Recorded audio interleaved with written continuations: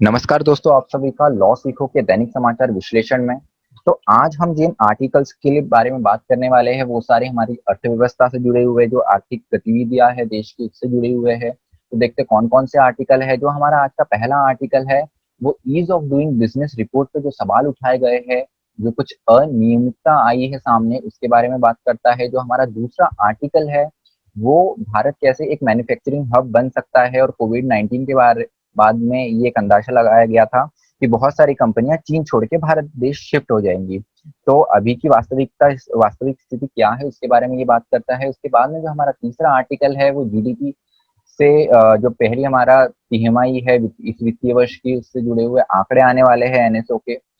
और उसके अलावा और अभी तक कौन कौन से आंकड़े और रिपोर्ट्स आ गई है हमारी जीडीपी को लेकर, उसके बारे में बात करता है। और जो हमारा चौथा बिंदु है वो है न्यूज इन फ्लैश का, जिनमें हम उन समाचारों के बारे में चर्चा करते हैं जो हमारी परीक्षा की दृष्टि से महत्वपूर्ण है।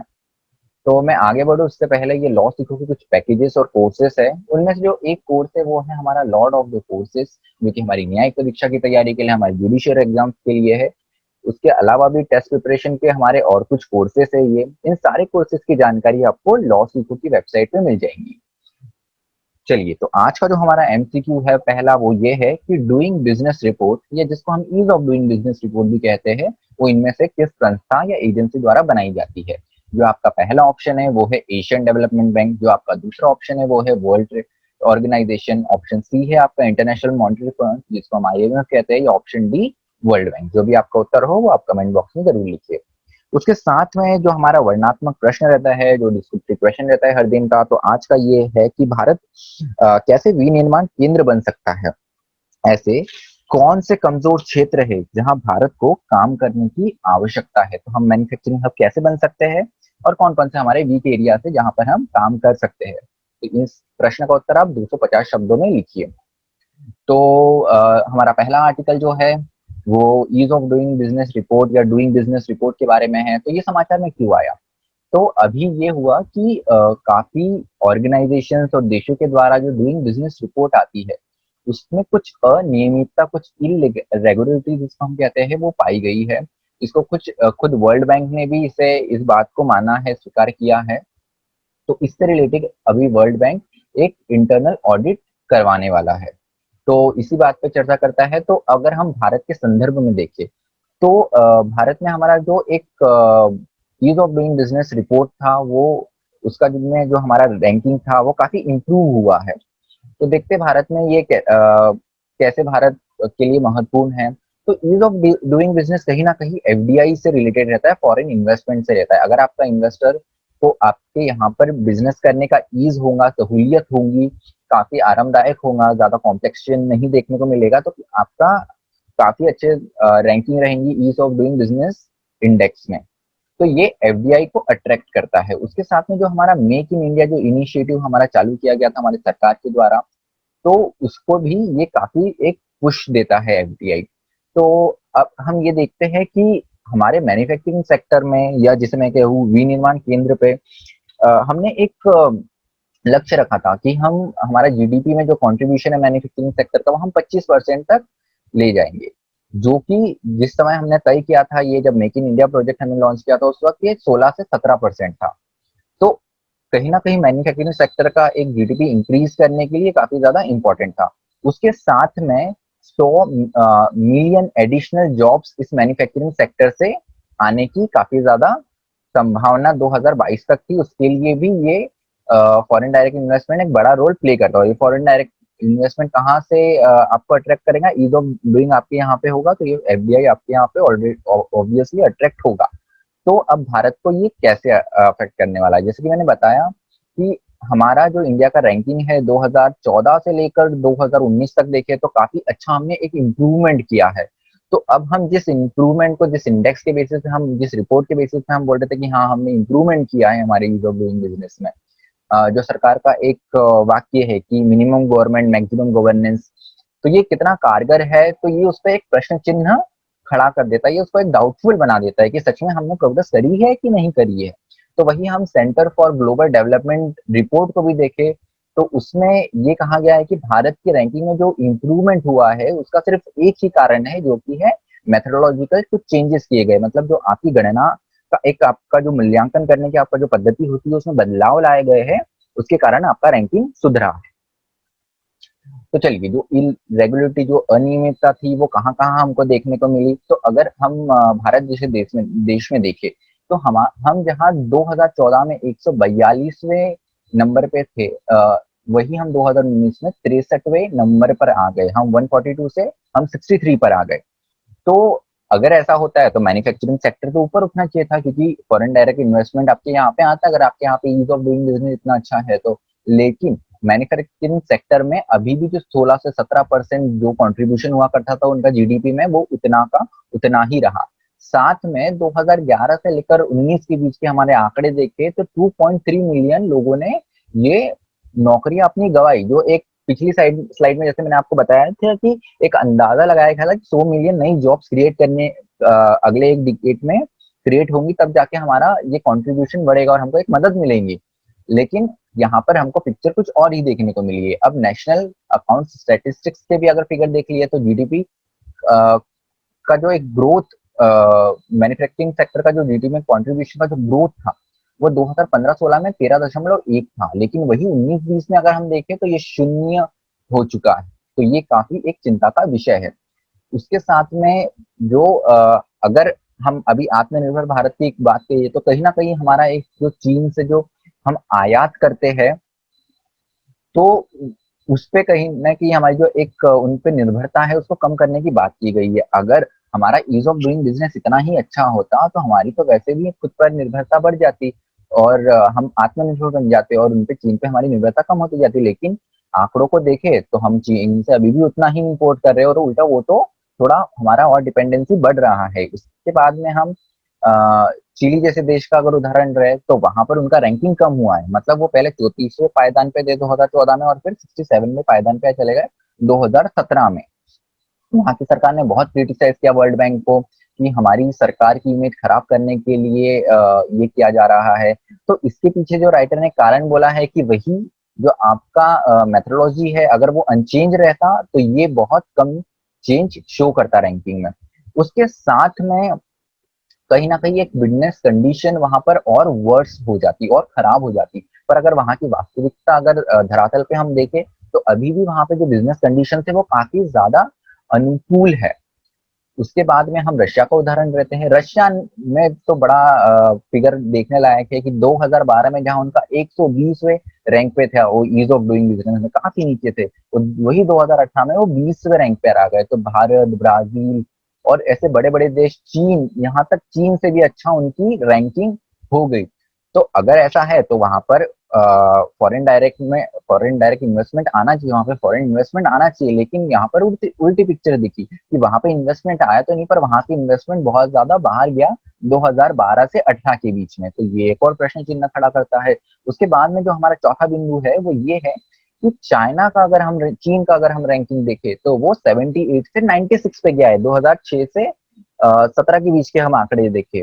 लेकिन वहां पर तो जो कैपिटल इनफ्लोस था, जो फॉरेन इन्वेस्टमेंट आया, वो तो अभी तक सारे दुनिया में, सारी जगत में सबसे ज्यादा है। तो ये एक और प्रश्न उठाता है। चलिए, तो उसके बाद में अब क्या क्या फ्लॉज रह गए इसके डिजाइन और इम्प्लीमेंटेशन में इंडेक्स के, वो हम देखते हैं। तो राइटर कहता है कि जो इसके इंडिकेटर यूज किए गए हैं वो डीजूरे है। ठीक है, डीजूरे मतलब कानूनन रूप से एज पर स्टैचू, हाँ ठीक है। पर अगर हम रियलिटी में देखें, डिफेक्टो, जिसे हम डिफेक्टो कहते हैं, अगर हम धरातल पे देखें तो धरातल में तो वास्तविकता कुछ और ही दिखती है। तो ये लॉ में कंसेप्ट होता है de jure and de facto. De jure as per statute, कानूनन रूप से, de facto in reality at the ground level. ये हमारा पहला बिंदु हो गया। दूसरे बिंदु की बात करें तो दूसरे बिंदु में बात की गई है कि आपने आंकड़े जिनसे जुटाने थे आपने उनसे आंकड़े जुटाए नहीं।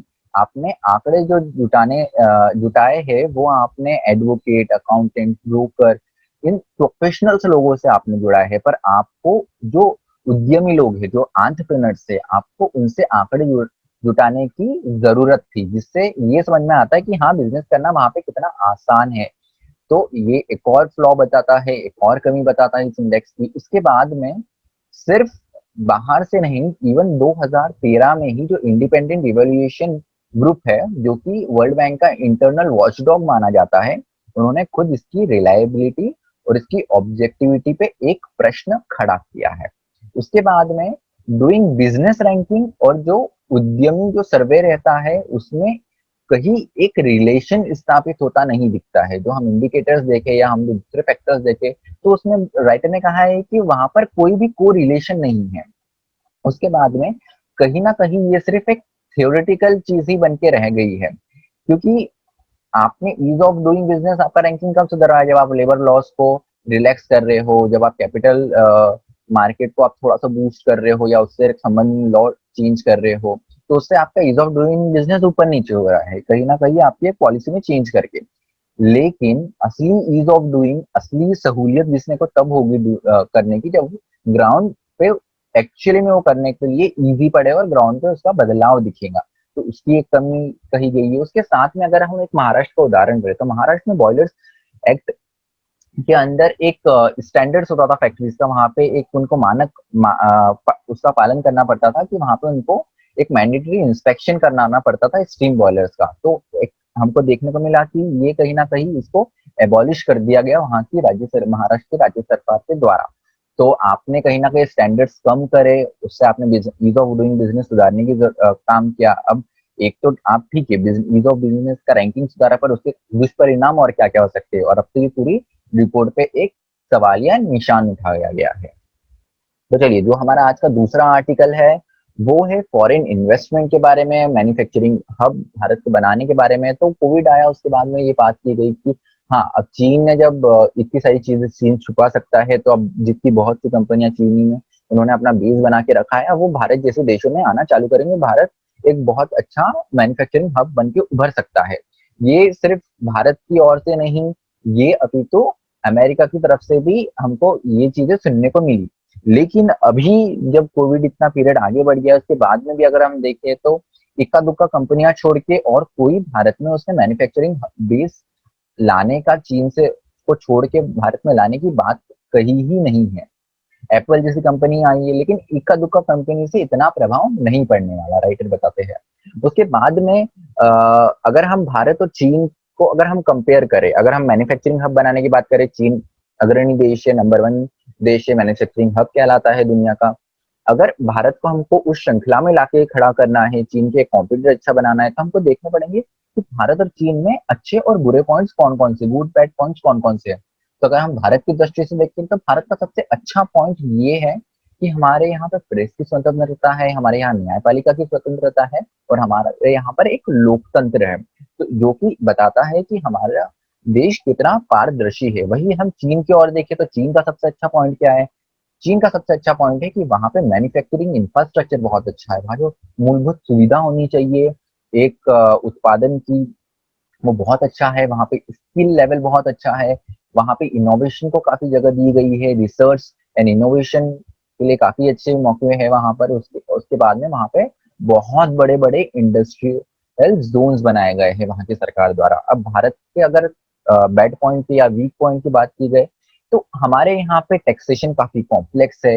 हमारे यहाँ पे कुछ ऐसे नियम हैं जो घरेलू उत्पादों को और घरेलू उद्योगों को काफी ज्यादा फेवर करते हैं, जिसको विदेशी निवेशक ज्यादा पसंद नहीं करते हैं।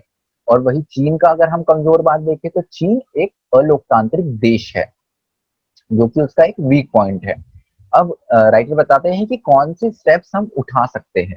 तो एक बात तो ये है कि अगर डब्ल्यूटीओ की अगर पॉलिसी देखे और भारत की ऐसी जो कि स्पेशल इकोनॉमिक जोन की अगर पॉलिसीज देखे, तो उसमें कुछ थोड़ी अनियमितता है। वो अगर हम समान करें तो कहीं ना कहीं फॉरेन इन्वेस्टर्स हमारे यहाँ पे अट्रैक्ट होंगे। उसके बाद में एक हाई लेवल ऑफिशियल या बॉडी पीएमओ में बनाने की बात की गई है, जो कि फॉरेन पॉलिसी में भी केवल इन्वेस्टमेंट वाले सेगमेंट पे ज्यादा फोकस करे। उसके साथ में पॉलिसी में ट्रांसपेरेंसी होना चाहिए एक कहीं ना कहीं, ठीक है। वहां पे कंसल्टेंसी, एक प्रिडिक्टेबिलिटी इंक्रीज होनी चाहिए। राइटर ने इन बिंदुओं के ऊपर भी ध्यान दिलाया है। उसके साथ में अगर हम देखें, एक महत्वपूर्ण रूलिंग हुआ है भारत तक जो स्पेशल इकोनॉमिक जोन पॉलिसी से रिलेटेड। तो स्पेशल इकोनॉमिक जोन क्या होते हैं? ऐसे क्षेत्र जो कि जहाँ पे हम इंडस्ट्री या मैन्युफैक्चरिंग या सर्विस सेक्टर का कुछ हमारा इंडस्ट्री वहां पे सेटअप कर सके। अब जो स्पेशल इकोनॉमिक जोन का जो कंसेप्ट है ये आयरलैंड से चालू हुआ था और धीरे धीरे ये दुनिया के हर भाग में फैल गया। अब भारत में जो स्पेशल इकोनॉमिक जोन है वो गवर्न होता है स्पेशल इकोनॉमिक जोन एक्ट 2005 के अनुसार, जहाँ पे केंद्र सरकार, राज्य सरकार या कोई कंपनी या कोई प्राइवेट एंटिटी, ठीक है, वो खुद इंडिविजुअली में भी या एक दूसरे के साथ पार्टनरशिप में भी एक स्पेशल इकोनॉमिक जोन हमारे यहाँ के कानूनों को पालन करते हुए स्थापित कर सकते हैं। तो देखते हैं जो रूलिंग की बात कर रहा हूँ वो रूलिंग क्या है। तो ये रूलिंग दिया है डब्ल्यूटीओ का डिस्प्यूट सेटलमेंट पैनल ने, जो विवादों को सुलझाता है वो पैनल ने ये एक जजमेंट दिया है। तो उन्होंने ये बात करी है कि भारत का जो एक्सपोर्ट सब्सिडी स्कीम है ये कहीं ना कहीं जो एक ग्लोबल ट्रेड नॉर्म्स है, उनके जो कोर प्रोविजन है उसका वॉयलेशन करते हैं। जो हमारे निर्यात में जो हमारे एक्सपोर्ट्स में हम सब्सिडी देते हैं वो कहीं ना कहीं ये नियमों के विरुद्ध है। उसके बाद में भारत में ये बात की गई थी कि हम जो ये सहूलियतें देते हैं, ठीक है, एक्सपोर्ट सब्सिडी देते हैं, ये कहीं ना कहीं स्पेशल और डिफरेंशियल ट्रीटमेंट प्रोविजन का के अंदर हम देते हैं डब्ल्यूटीओ के, लेकिन उसको भी डब्ल्यूटीओ की जो डिस्प्यूट सेटलमेंट पैनल है उन्होंने उसको रिजेक्ट किया। तो अभी देखते हैं आगे और क्या क्या बदलाव आते हैं। भारत एक मैन्युफैक्चरिंग हब बनने की और आगे और कैसे बढ़ता है और क्या क्या पॉलिसी चेंजेस हम ला सकते हैं। तो हमारा जो अगला आर्टिकल है वो है भारत के सकल घरेलू उत्पाद से संबंधित डेटा। तो एनएसओ का हम पहला पीएमआई का रिजल्ट आने वाला है इस वित्तीय वर्ष का। तो उसी के बारे में चर्चा की गई है कि क्या आ सकता है ये रिजल्ट, उसके बारे में और दूसरी जो अलग अलग रिपोर्ट्स है उनको एनालाइज किया गया कि एक अनुमान लगाया गया कि हमारा ये जो पहला जीडीपी तिमाही वर्ष का रिजल्ट है वो कैसे आ सकता है। तो क्या अनुमान है, क्या एक्सपेक्टेशन है। तो सबसे पहले तो जैसा हम सबको पता था कि दुनिया का सबसे स्ट्रिक्ट लॉकडाउन हमारे देश में लगा था, तो उसके कारण कहीं ना कहीं हमारी जो आर्थिक गतिविधियां हैं उसमें बहुत बड़ी गिरावट हमको देखने को मिलेगी। राइटर ने ये कहा है। अगर हम सेक्टर वाइज देखें तो सबसे ज्यादा अफेक्टेड जो सेक्टर थे वो था मैन्युफैक्चरिंग, उसके बाद में कंस्ट्रक्शन सेक्टर और ट्रेड और होटल्स, जिसमें टूरिज्म वगैरह ये सारे सेक्टर्स आते हैं। तो इनको बहुत बुरी मार लगी हुई है। बहुत एक फॉल देखने को मिल सकता है इनमें। राइटर ने कहा ये सबसे ज्यादा अफेक्टेड। उसके बाद में जो थोड़े कम अफेक्टेड है उसमें कृषि और पब्लिक एडमिनिस्ट्रेशन को माना गया है, और जिन पर काफी कम प्रभाव है या नहीं के बराबर तो प्रभाव है वो है माइनिंग, क्वेरिंग, इलेक्ट्रिसिटी और अलग और दूसरी यूटिलिटी सर्विस। अब बात ये आती है कि इन पे कम प्रभाव क्यों पड़ा होगा। इसका एक कारण ये है कि ये लॉन्ग टाइम प्रोसेस चलने वाली चीजें हैं, ठीक है, और इसको हम एज असेंशियल, जैसे इलेक्ट्रिसिटी हो गई, तो इसको हम एज एसेंशियल सर्विस मानते हैं। और लॉकडाउन के दौरान इन सारी गतिविधियों पर एक प्रतिबंध नहीं लगा था और ये अपने सुचारू रूप से चालू थे, तो इसके कारण इस पर प्रभाव कम पड़ा है। अभी अगर हम और दूसरी रिपोर्ट्स की बात करें तो सबसे पहले तो आरबीआई का रिसेंट रिपोर्ट आया था और हमारे जो गवर्नर है उन्होंने भी एक प्रेस कॉन्फ्रेंस की थी। उन्होंने ये कहा था कि यहाँ तक चांसेस है कि हमारा जीडीपी नेगेटिव जा सकता है। और जो उसके बाद में रिपोर्ट आई, रिपोर्ट में ये कहा गया आरबीआई की कि एक फॉल देखने को मिल सकता है और वो शॉर्ट टर्म नहीं, वो लॉन्ग टर्म एक फॉल हो सकता है, गिरावट हो सकती है। तो ये थोड़ा एक चिंता का विषय होता है। उसके साथ में जीएसटी काउंसिल की मीटिंग देखिए, 2 दिन पहले मैंने चर्चा करी है, हमने चर्चा करी थी हमारे न्यूज़पेपर एनालिसिस में कि कैसे केंद्र सरकार के पास में ही पैसा नहीं है राज्य सरकार को देने के। तो वो पूर्ण रूप से यही दर्शाता है कि हमारा जो जीएसटी का जो राजस्व हम वसूलते थे उसमें भारी गिरावट आई है। 3 लाख करोड़ में से केवल 65,000 करोड़ ही केंद्र सरकार के देने की जब सक्षमता बताई तो वो खुद ये बताता है कि कितना बड़ा हमको नुकसान हुआ है। उसके बाद में एक्सपोर्ट प्रिपेयर्डनेस इंडेक्स, ये क्या होता है कि नीति आयोग और इंस्टीट्यूट ऑफ कॉम्पिटिटिवनेस ने मिलके ये एक इंडेक्स तैयार किया गया है। तो उसमें हम ये देखते हैं कि राज्यों की जो निर्यात की जो पॉलिसीज है वो कैसी है और वहां का निर्यात कैसा है और उसके लिए कैसी वहां पे एक परिस्थिति है, पॉलिसी चेंजेस, पॉलिसी इम्प्लीमेंटेशन कैसे है, सब बारे में बात करता है। तो ये देखने को मिला है कि जो हमारे कोस्टल प्रदेश है, जो हमारे तटीय राज्य है, उनको वो काफी अच्छे है इस इंडेक्स में। जैसे पहले नंबर पे गुजरात आता है, दूसरे पे दूसरे पे महाराष्ट्र राज्य है, तमिलनाडु, उड़ीसा, ये उस क्रम में और आगे है।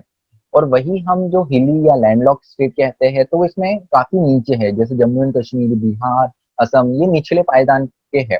लेकिन एक बड़ा अच्छा एग्जाम्पल इसमें ये दिया गया है कि राजस्थान जैसा लैंडलॉक्ड स्टेट टॉप 5 में है, और वेस्ट बंगाल जैसा एक तटीय राज्य ये रैंकिंग में काफी नीचे है। तो इसमें कहीं ना कहीं वहां की राज्य सरकार का क्या अप्रोच रहता है पॉलिसी इंप्लीमेंटेशन की तरफ और पॉलिसी फॉर्मेशन की तरफ, वो काफी दर्शाता है इसको। उसके बाद में मैकिने एम्प्लॉयमेंट रिपोर्ट अगर हम देखें तो उन्होंने ये कहा है कि अगर हम 8 और 8.5% अगर हर वर्ष हम इतनी ग्रोथ करें हमारी जीडीपी में, तो कहीं जाके हम नेक्स्ट डिकेड तक 90 मिलियन जॉब प्रोवाइड कर सकते हैं। लेकिन इतनी हमको जॉब प्रोवाइड करनी है तो हमको इतना जीडीपी चाहिए, ये वाइस वर्सा एक चीज है। तो क्या हमने इतना अचीव कर पा रहे हम, क्योंकि हम पिछले ये वक्त में देखे कि हम 8 के आंकड़े को भी छू नहीं पा रहे, काफी लंबे समय हो गया कि हमने 8 के आंकड़े तो क्रॉस या छुआ नहीं है। उसके बाद में ease of doing business report की बात करें तो ये अपने आप में सवाल निशान था, जैसे मैंने पिछले आर्टिकल में डिस्कस किया। तो ये खुद अपनी एक प्रामाणिकता पे उनके एक प्रश्न चिन्ह उठा हुआ है। उसके बाद में देखिए हमारे आज के न्यूज इन फ्लैश क्या है। तो बेंगलोर से लेकर सोलापुर तक अब roll on roll of train start की गई है, जिसका उद्घाटन कर्नाटक के सीएम ने किया। तो ये क्या होती है roll on roll of train? तो इनमें क्या होता है कि आप ट्रेन पे आप पूरे कंप्लीटली लोडेड ट्रक चढ़ा देते हैं। इससे सहूलियत होती है कि जो एक पेट्रोल का खर्चा, डीजल का खर्चा होता है इतना जाने का, तो एक ट्रांसपोर्टेशन का खर्चा है उसमें काफी कम लागत आती है। रेल काफी चीप मीडियम होता है एज कंपेयर टू रोड। तो ये काफी अच्छा प्रोजेक्ट स्टार्ट किया गया है, काफी अच्छा कदम उठाया गया है। देखते इससे क्या क्या फायदे मिलते हैं। यहाँ पे समझने वाली बात ये है, ये बेंगलोर से सोलापुर तक चालू किया। बेंगलोर आपको जैसे पता है कर्नाटक का कैपिटल है, कर्नाटक की राजधानी है, और सोलापुर जो है वो पश्चिमी महाराष्ट्र का एक बड़ा शहर है। उसके बाद में टॉय सिटी ऑफ इंडिया की बात की गई अपना हमारे प्रधानमंत्री द्वारा की मन की बात में। तो उन्होंने बताया कि कैसे जो चन्ना पटना करके एक शहर है कर्नाटक में, वो कैसे टॉय सिटी कहलाता है। उसमें भी स्पेसिफिक का गोम्बे ला ओरू करके एक जगह है, जिनको की एक बिजनेस नहीं, उनकी एक संस्कृति है कि वहां पे वो 200 साल से खिलौने बना रहे हैं। काफी अच्छे, काफी सुंदर खिलौने होते हैं। तो उन्होंने जैसे हमारी सरकार द्वारा चलाया गया एक नया और प्रोग्राम है कि वोकल अबाउट लोकल, तो इसी तरीके से उन्होंने कहा है कि हम जो चीन से हम इतने सारे खिलौने खरीदते हैं उसके बजाय हमको हमारे खुद भारत देश में बने हुए खिलौनों की ओर ध्यान देना चाहिए। उसके बाद में ब्राजील का जो लार्जेस्ट वेटलैंड है, ये एक्चुअली ये पूरे संसार का सबसे बड़ी आर्द्रता भूमि है, जो है पैंटेनल जिसका नाम है, उसमें आग लग गई है। तो हमारे पर्यावरण की दृष्टि से ये काफी एक खराब चिन्ह माना जाएगा। क्लाइमेट चेंज में हम वैसे भी जूझ रहे हैं। तो ये जो है वो सिर्फ ब्राजील नहीं, उसके अलावा बोलीविया, पैराग्वे जैसे देशों तक भी फैला हुआ है। ये काफी एक रिच बायोडाइवर्सिटी वाला एरिया है। उसके अलावा हमारी जो आखिरी आज की न्यूज है वो ये है कि जैसे आपको पता है 29 अगस्त को मेजर ध्यानचंद जी का जन्मदिन रहता है। ध्यानचंद जी को 3 ओलंपिक गोल्ड मेडल्स मिले हैं। उन्होंने भारत के लिए 1926 से लेकर 1948 तक भारत को रिप्रेजेंट किया।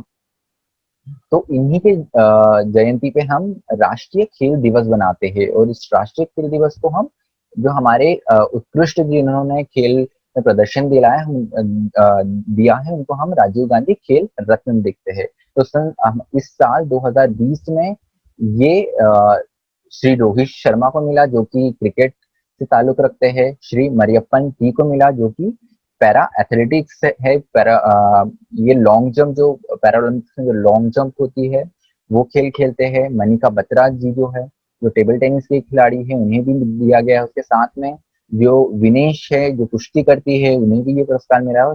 अंत में जो रानी है जो हॉकी की खिलाड़ी है, जो महिला हॉकी टीम को रिप्रेजेंट करती है, उनको भी ये राजीव गांधी खेल रत्न दिया गया। तो आज का जो हमारा विश्लेषण है वो यही समाप्त होता है। मुझे सुनने के लिए आप सभी का धन्यवाद। इसी तरह पढ़ते रहिए, मेहनत करते रहिए। Thank you.